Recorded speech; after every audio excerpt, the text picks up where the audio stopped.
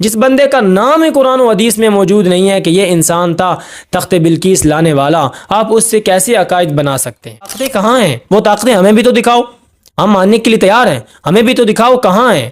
ویسے تو آپ لوگوں نے کہا کہ ہمارے بزرگوں نے پوری دنیا کو قائم رکھا ہوا ہے، لیکن وہ کہاں ہے جنہوں نے قائم رکھا ہوا ہے؟ جنہوں نے دنیا کو قائم رکھنا تھا ان پر تو خود موت آ گئی۔ جنہوں نے اس ہمارے ملک کو فتح کیا اور جنہوں نے 65 کی جنگ کے اندر بمبوں کو روکا تھا وہ تو خود اس دنیا سے چلے گئے۔ جن کے بارے میں آپ نے یہ کہا کہ وہ زندہ کرتے ہیں اور مارتے ہیں وہ تو خود مر گئے ہیں۔ جن کے بارے میں آپ نے یہ کہا کہ اولاد دیتے ہیں ان کے پاس تو خود اولاد نہیں۔ کے اندر اسرائیلی فوجیوں نے ہماری ماؤں بہنوں کی عزتوں کو تار تار کر دیا ہے، ہمارے نوجوانوں کی زندگیوں کا خون پی گئے ہیں، ہمارے آباء و اجداد کی روایات پامال ہو گئی ہیں، تو آپ کے بزرگ کس دن کام آئیں گے؟ ہم آپ سے گزارش کرتے ہیں کہ آج کے زمانے کے اندر آپ کے جتنے بھی اولیاء اکرام اور جن کے پاس یہ کرامات اور یہ سلسلہ سارا موجود ہے انہیں کہیں کہ خدا کے لیے ہماری مائیں بہنیں مر رہی ہیں، ان کا خون جو ہے وہ ندیوں کی طرح بہہ رہا ہے، آپ سے گزارش ہے کہ آپ جو ہے نا اسرائیلی فوجوں کو اپنی ایک کرامت کے ساتھ ختم کر ڈالیں۔ ہاں اگر نہیں کرتے، اگر آپ کہتے ہیں کہ ان کے پاس اختیارات ہیں اور پھر بھی وہ نہیں کر رہے تو پھر میں یہ کہوں گا کہ اللہ تعالیٰ کی لعنت ہو ان لوگوں پر کہ جن کے پاس اختیار ہونے کے باوجود بھی وہ مسلمانوں کی ظلم کو ختم نہیں کر رہے اور ماؤں بہنوں کی عزتوں کو تار تار ہوتا ہوئے دیکھ رہے ہیں لیکن ان کے کام نہیں آ رہے۔ اس کے علاوہ میں تو اور کوئی کہتا باب شاہی کوئی نہیں، میں ثابت کروں گا یہ فکر تمہیں کافر کر کے مارے گی اللہ یہ کہ جو توبہ کر لے۔ تیرے سامنے اگر کوئی 19واں پارہ کھولے اور اس کے اندر حضرت سلیمان علیہ السلام کی امت کا ولی آصف بن برقیہ اس کا ذکر کھولے جس نے یہ کہا تھا کہ میں بلقیس کا تخت لاتا ہوں آنکھ کا پلک جھپکنے سے پہلے، اب تو کہتا باب شاہی کو نہیں، تو یہ زہر پلا رہا ہے قوم کو۔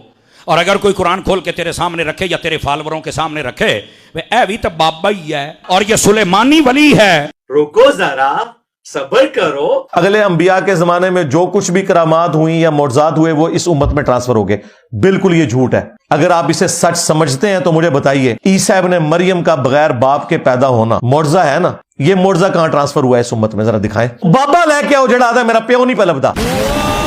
چلیں جی دیکھیں مفتی صاحب تشریف لائے ہیں، ویسے ان کو مفتی کہنا تو نہیں چاہیے کیونکہ ان کی زبان علماء والی اور مفتیان کرام والی زبان نہیں ہے، لیکن چونکہ انہوں نے ڈگری حاصل کی ہے اور ان کے نزدیک یہ ڈگری ہی سب کچھ ہے، چاہے انسان کو بولنا آئے یا نہ آئے، انسان کے اخلاق نبوی ہوں یا نہ ہوں، لیکن ڈگری ہونی چاہیے۔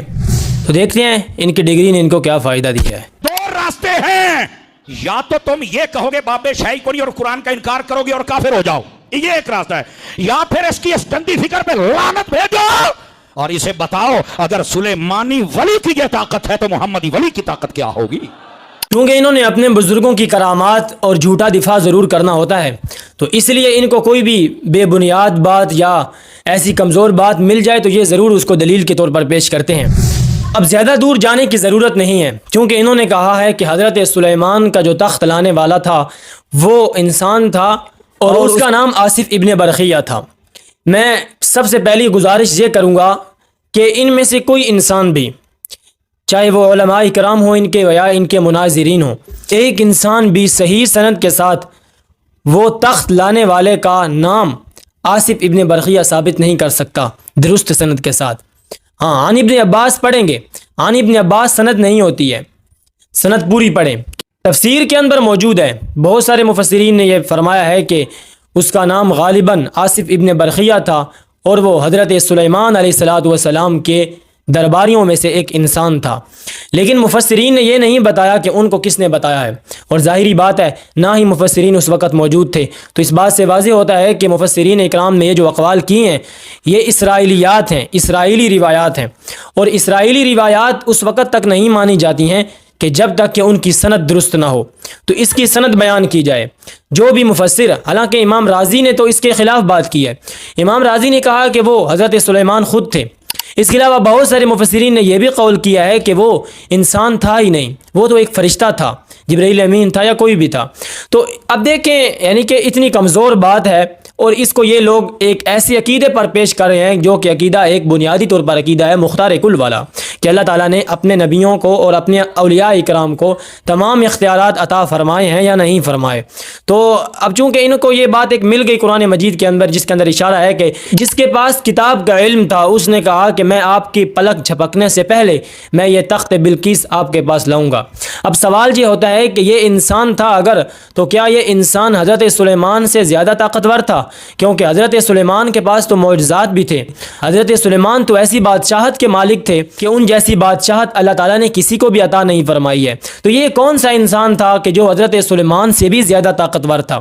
اگر اس کو انسان مانیں گے اور حضرت سلیمان کا درباری ایک بندہ اس کو مانیں گے تو پھر یہ ماننا لازم آ جائے گا کہ اس کے پاس تو حضرت سلیمان سے بھی بڑی بادشاہت تھی، کیونکہ حضرت سلیمان سے وہ تخت نہیں لایا جا رہا اور یہ تخت لے کر آ گیا. اگر اس کو جن یا فرشتہ مانے تو پھر کوئی مسئلہ نہیں ہے، کیونکہ حضرت سلیمان کے تو سارے کام ہی جن کیا کرتے تھے. لیکن بہرحال قرآن و سنت اس بات سے خاموش ہے کہ اس کا نام کیا تھا. یہ قرآن مجید اس بات سے خاموش ہے کہ یہ انسان تھا، جن تھا یا فرشتہ. حدیث رسول اس بات سے خاموش ہے یہ انسان تھا، جن تھا یا فرشتہ تھا. قرآن مجید اور احادیث اس بات سے خاموش ہیں کہ اس کا نام کیا تھا، آصف ابن برقیہ تھا یا کیا نام تھا. خاموش ہیں. تفسیری اقوال ہیں. تفسیری اقوال سے اس وقت تک عقیدہ ثابت نہیں ہوتا ہے جب تک کہ اس کی سند درست نہ ہو اور پوری کی پوری سند بیان نہ کی جائے.